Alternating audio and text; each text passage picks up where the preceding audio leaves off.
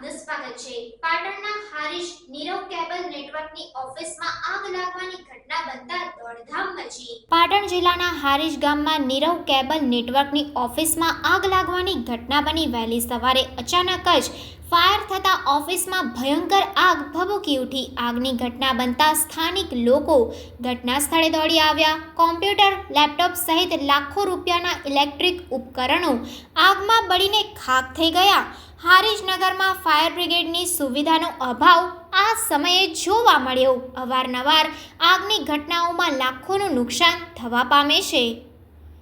Reporter વસંત કડિયા, secular Gujarat news, Patan. મારું નામ યાદવ આનંદ।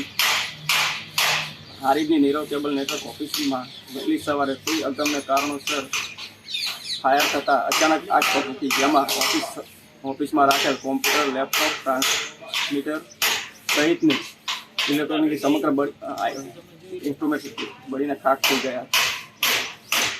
કેટલું નુકસાન આવ્યું? નુકસાન 6 થી 7 લાખ નુકસાન અંદાજે। સમાચારોની અવનવી અપડેટ્સ માટે જોતા રહો સેક્યુલર ગુજરાત ન્યૂઝ। સાથે સેક્યુલર ગુજરાત ન્યૂઝ ચેનલને લાઇક, શેર અને સબસ્ક્રાઇબ કરો અને બેલ આઇકોન દબાવીને સમાચારોની ઝડપી માહિતી મેળવો।